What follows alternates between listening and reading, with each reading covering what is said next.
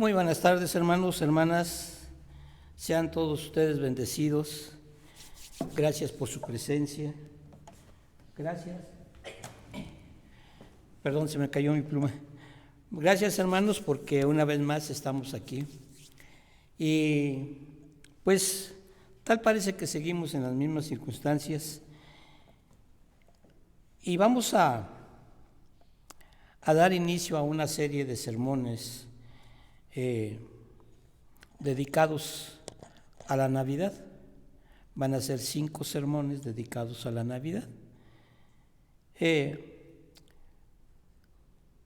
invitarlos a que abran la palabra de nuestro Dios en el primer Evangelio, capítulo 1, versículos 18 al 21. Es decir, Mateo capítulo 1, versículos 18 al 21. El título es sugestivo que tiene nuestras Biblias. Dice como título, Nacimiento de Jesucristo. Y este apóstol, también llamado Leví Mateo, aquel que estaba recabando los impuestos para Roma, escribe este evangelio. Y después de darnos la genealogía de Jesucristo, nos habla del nacimiento de él mismo. Y dice su palabra: el nacimiento de Jesucristo fue así. Estando desposada María, su madre, con José, antes que se juntasen, se halló que había concebido del Espíritu Santo. José, su marido, como era justo y no quería infamarla, quiso dejarla secretamente. Y pensando él en esto, he aquí un ángel del Señor le apareció en sueños y le dijo: José, hijo de David, no temas recibir a María, tu mujer, porque lo que en ella es engendrado del Espíritu Santo es. Y dará a luz un hijo y llamará su nombre Jesús, porque él salvará a su pueblo de sus pecados. Ayer por la tarde, platicando con un hermano, me preguntaba: hermano, pastor, ¿usted qué piensa acerca de las tradiciones? Y le decía yo: ¿tradiciones de qué? De esto, de la Navidad. A ver, ¿qué es lo que se festeja en realidad? Es el nacimiento de Jesús. No es otra cosa. Nada más que han pasado 2000 años y ni usted ni yo sabemos la fecha exacta. Todo esto se fue dando a través del tiempo, por investigaciones, por dichos, por muchas cosas. Y lo que nos debe de importar es precisamente eso, festejar el nacimiento de Jesucristo. Que aparte, y entre comillas, Jesucristo es una palabra compuesta, que bien definida dice: el ungido Salvador. Eso es lo que quiere decir Jesucristo. Jesús, dice aquí, le pondrás por nombre Jesús, porque él salvará a su pueblo de sus pecados. Es decir, Jesús quiere decir el que salva. Y Cristo es el ungido, es el Mesías. Y lo podemos, si no queremos decir Jesucristo, podemos decir el Salvador ungido o el Salvador Mesías. Bueno, en el presente estudio, hermanos, que entre otras cosas se llama la sorprendente conexión entre Navidad y el arrepentimiento, nos enseña, hermanos, a nosotros como predicadores, cómo podemos utilizar la celebración de la venida del Redentor para enseñar a nuestras congregaciones a comprometerse a lograr metas en sus vidas que los lleve a mejorar las mismas y la de sus familiares, amigos y hermanos. Es decir, el cómo lograr un cambio que nos lleve a un verdadero arrepentimiento. Miren, ¿cuál era la frase preferida de Juan el Bautista? Arrepiéntanse porque el reino de los cielos se ha acercado. ¿Cuál era la frase preferida del Señor Jesús? Arrepiéntanse porque el reino de Dios ha llegado. Y nosotros a veces, hermanos, para evangelizar buscamos una y mil formas, cuando lo que tenemos que hacer es llamar al pecador al arrepentimiento, por una razón. Y más en esta época, hermanos, en este tiempo, no en esta época, porque en esta época estamos pensando ya en la Navidad, pero en este tiempo tenemos que arrepentirnos, hermanos, porque el reino de Jesucristo está por llegar. Cristo, hermanos, a su tiempo no tarda en llegar. A nuestro tiempo quizás pueden pasar otros 2000 años, pero para el tiempo de Jesús su venida está cerca, su segunda venida. Y no va a venir como Salvador, va a venir como juez justiciero. Por eso, hermanos, es necesario predicar el arrepentimiento.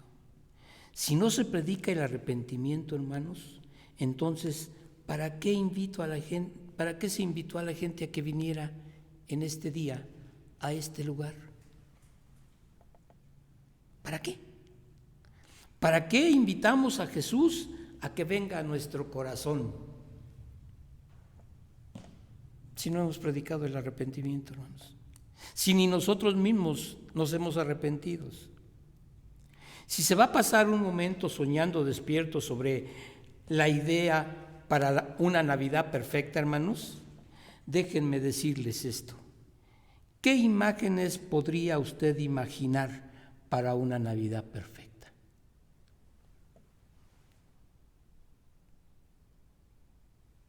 La iglesia, o el templo, mejor dicho, llena la iglesia llena este templo como congregación. No. Sería escuchar música magnífica y ver adornada la iglesia, hermanos, con candelabros.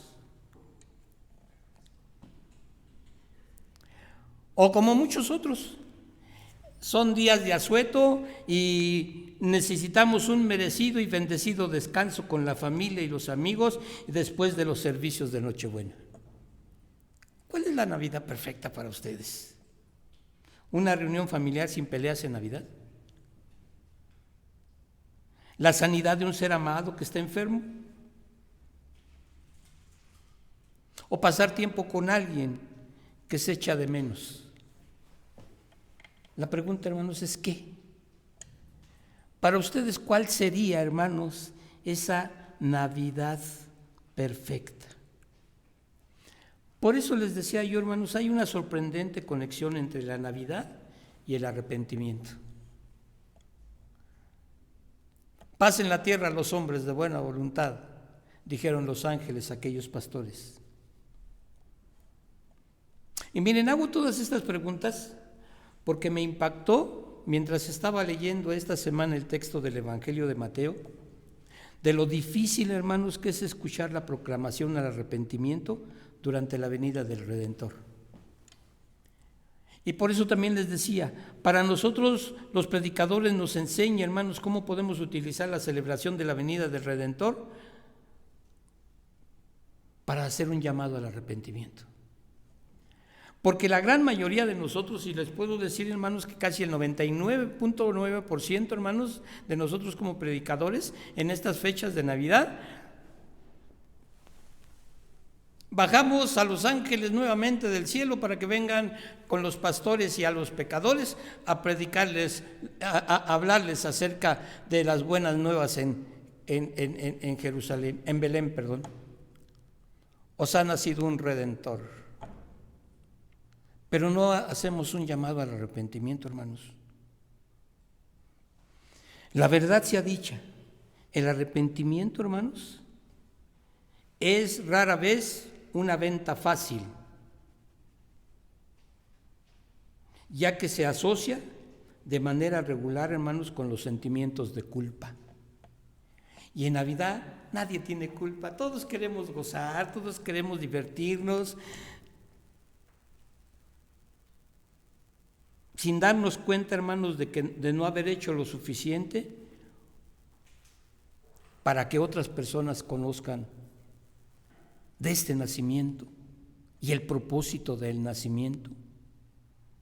¿O porque no damos la talla, hermanos?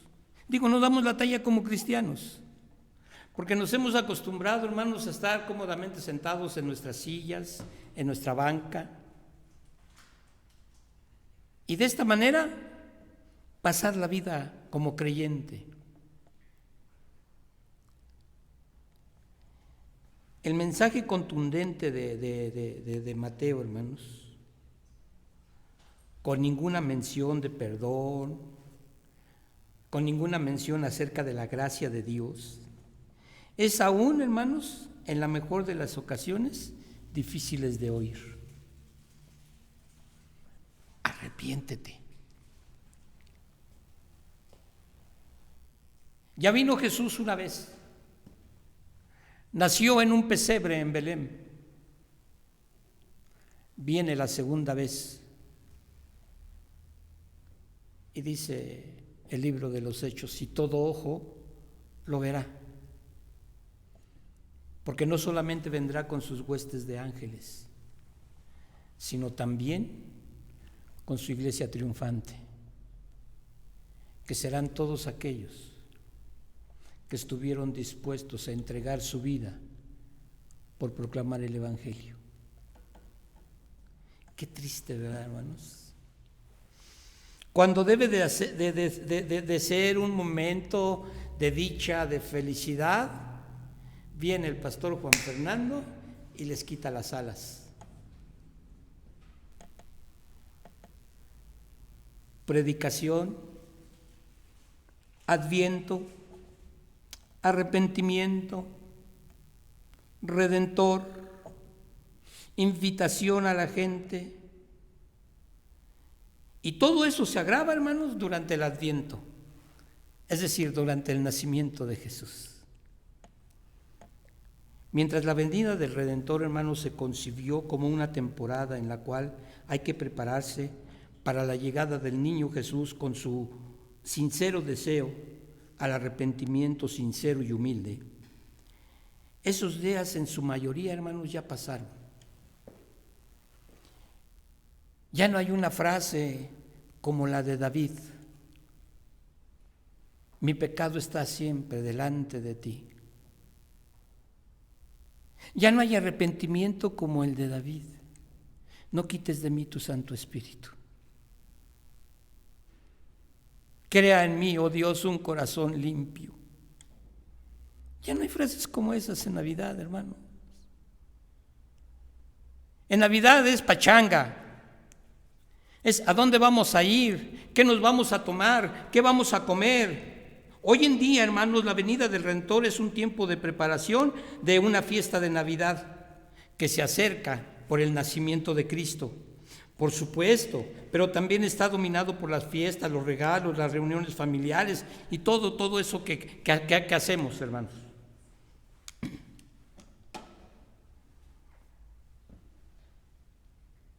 Por supuesto, lo cual, hermanos, es parte del desafío en la Navidad. Pero, ¿qué si tomamos un enfoque diferente? ¿Qué si en verdad, hermanos, nos ponemos a pensar? Este Jesús que vino a salvar a su pueblo de sus pecados, ¿qué he hecho yo? ¿Qué es lo que hago yo? ¿Cómo actúo yo para que Él pueda perdonarme mis pecados? ¿Qué pasaría si en lugar de pedir a la gente tener menos de sus preparaciones tradicionales y celebración, los invitamos a tener más paz, más alegría, más gracia delante de Dios. Es decir, ¿por qué no tener más Navidad, más Adviento, más preparación para la llegada de Jesús?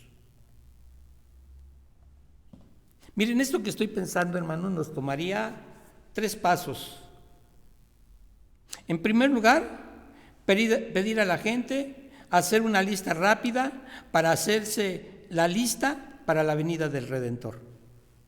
¿Qué esperarías tú si en este momento el Redentor viniera? Bueno, vamos al tiempo atrás. ¿Qué hubieras esperado tú si hubieras vivido en la época en que nació Jesús, hace 2000 años? ¿Qué esperarías tú? En segundo lugar, hermanos, invitar a la gente a soñar despierto sobre lo que esperan que será esta Navidad.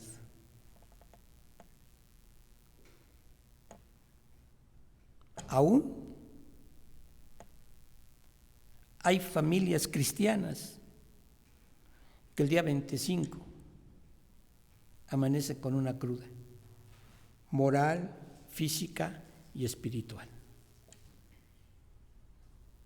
Porque se olvidaron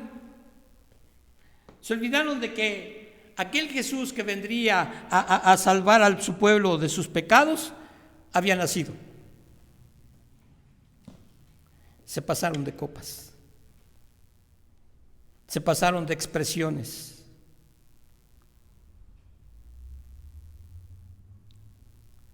Y ahora, el día 25, tienen una cruda física, porque están deshidratados; moral, porque dijeron lo que no tenían que haber dicho; y espiritual, porque le fallaron a aquel que nació en el pesebre.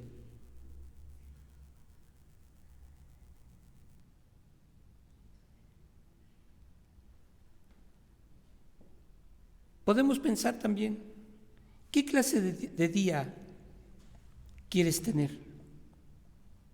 O más que eso, ¿en qué tipo de relaciones quieres ser parte? ¿Relaciones amistosas, de perdón, de compasión, de misericordia? ¿O vamos un poco más lejos? ¿En qué clase de mundo quieres vivir en esta Navidad?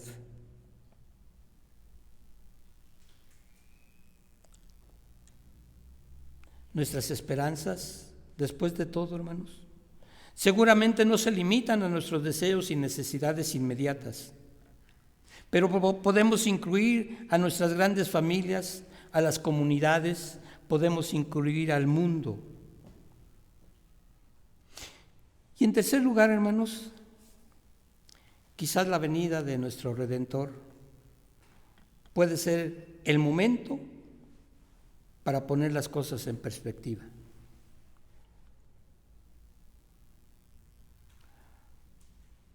La perspectiva, hermanos, hagan de cuenta que estamos viendo un cuadro donde hay una vía de tren que se ve al infinito, pero conforme nos vamos alejando de esa vía del tren, se va uniendo los 2 rieles, y de allá hacia acá se va abriendo. Esa es la perspectiva. ¿Qué perspectiva tenemos nosotros, hermanos, de esta Navidad? ¿Cómo queremos pasarla? Y esta perspectiva, hermanos, nos va a servir para canalizar nuestra energía, para canalizar nuestros recursos hacia aquellas cosas que más nos importan, que nos importan a nosotros,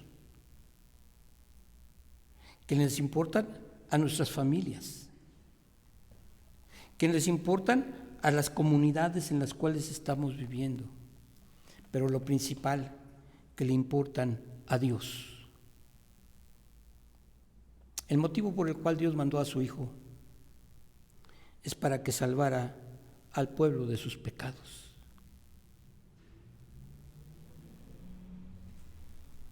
Y no quiero hablarles de Semana Santa, quiero hablarles de la Navidad. A eso vino Jesús. No nació en un palacio, no lo vistieron con las mejores ropas, no tuvo una cuna de oro, porque Él vino para salvar al pueblo de sus pecados.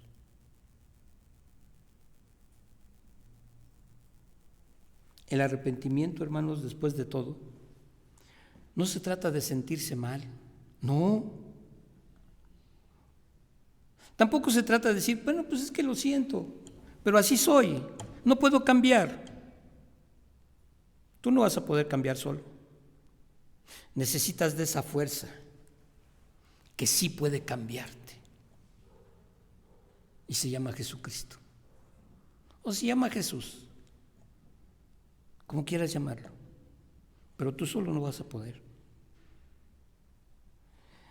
¿Por qué? Porque más bien se trata, hermanos, de una reorientación de nuestra mente, de nuestro corazón, de nuestro espíritu. Es decir, tener un cambio de perspectiva y también de dirección. De perspectiva de cómo veo yo al mundo. De dirección porque yo voy a decidir si sigo en el mismo camino que he seguido hasta este momento o cambio de rumbo. Pero nadie lo va a hacer por ti. Tú tienes que decidirlo, porque cuando lo decidas, entonces vas a tener un compromiso para cambiar. Y vas a cambiar para vivir de otra manera, porque vas a seguir el ejemplo de Jesucristo. No se trata de menos. Esto es acerca de algo más, hermanos, que va a cambiar tu vida, que va a cambiar la forma en que tratas a tu familia, que va a cambiar la manera en que te comportas en tu trabajo, que va a cambiar la manera en que tú ves a tu propio mundo.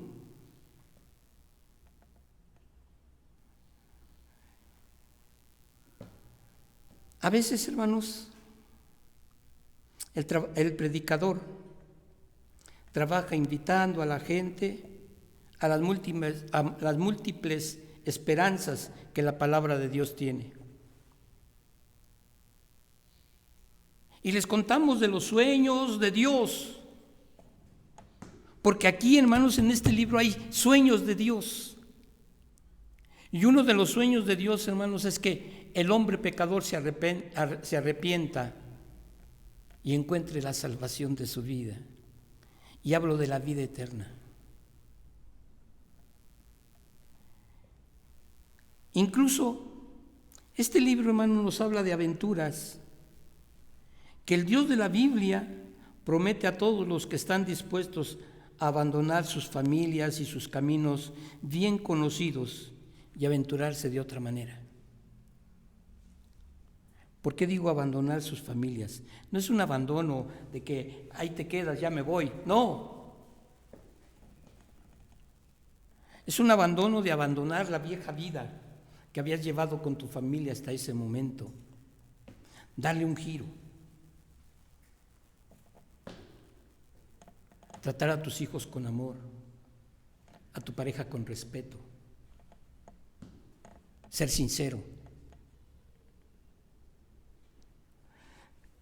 Esto, hermanos, cada vez que lo hacemos, cada vez que nos levantamos de nuestros viejos hábitos, de nuestras viejas prácticas adquiridas durante mucho tiempo, y las comparamos con nuestras esperanzas y sueños más profundos, esta es la perspectiva que vamos a ver allá, a lo lejos, no aquí en el ancho, sino allá, a lo lejos, donde las dos rieles se juntan. Porque son mis sueños, mis esperanzas. El ver a mi familia feliz y contenta. No estoy hablando tampoco de riquezas materiales.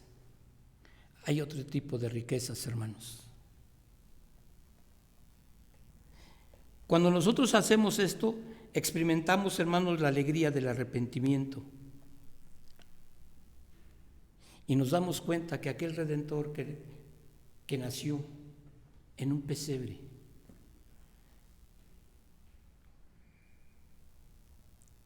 puede cambiar mi vida.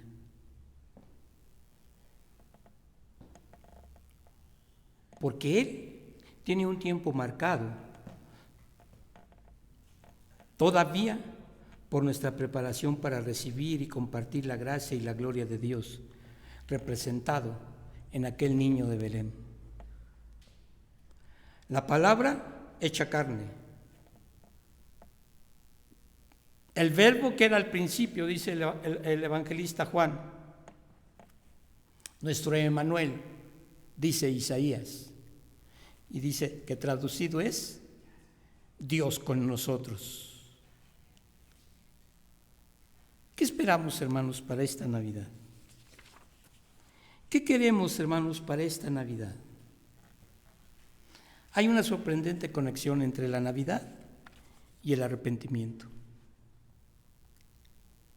Pongamos esto en esta perspectiva. Y muchos van a decir, es que el hubiera no existe, pastor. ¿Qué hubiera pasado si Dios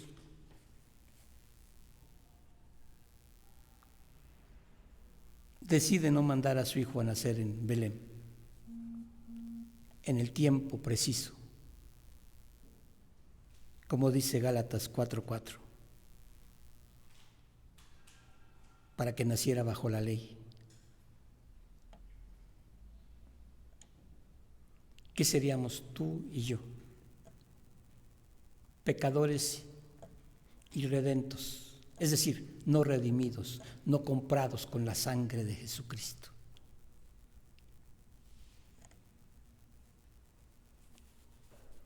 ¿Qué puedes hacer?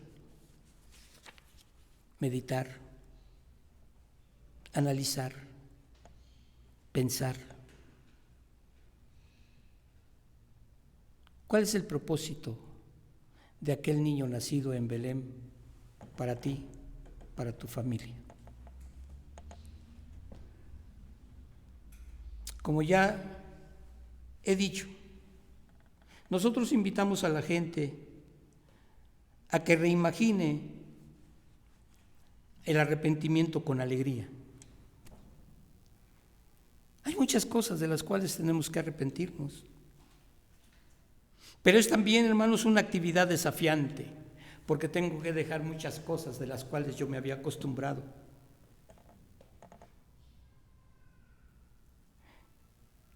Y tengo que aceptar, tengo que recibir la venida del Redentor como un regalo y no como una obligación. Y esto, hermanos, no es un trabajo fácil, porque ese regalo trae para mí un compromiso de cambio de vida, pero no hecha por mí mismo, sino por el Espíritu Santo que va a morar en mí. Pero finalmente, hermanos, esto es un buen trabajo. Y agradezco que usted sea el último de una larga lista de testigos que se remontan a Juan e Isaías, que estamos dispuestos a dar voz a las esperanzas de Dios y de los sueños, que nosotros pudiéramos ser atrapados y redimidos por ellos, cuando nos acercamos a la Navidad. ¿Qué vas a hacer con el niño de Belén? ¿Qué vas a hacer con tu arrepentimiento? ¿Qué vas a hacer con Jesús, que vino para salvarte de tus pecados en esta Navidad? Yo no te lo puedo decir. Quizás tú tampoco en este momento lo puedas decir. No te puedo decir que el tiempo lo dirá, porque la decisión a nadie más le pertenece, más que a ti. Pero Dios te va a apoyar cuando tomes la decisión de ver en perspectiva el nacimiento de Jesús para tu vida y para tu familia. Que Dios les bendiga, hermanos.